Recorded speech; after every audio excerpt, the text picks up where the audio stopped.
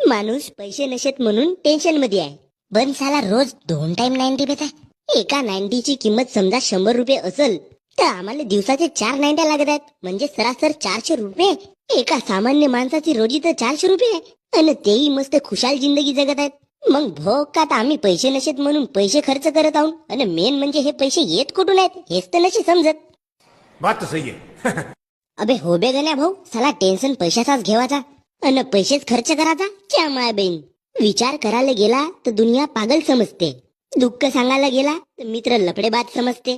परिस्थिती सांगायला गेला तर समोरचा माणूस आपली परिस्थिती सांगते. म्हणजे या दुनियेत साला टेन्शन नावाची गोष्ट सत्याच माणसाला लागू आहे का काय?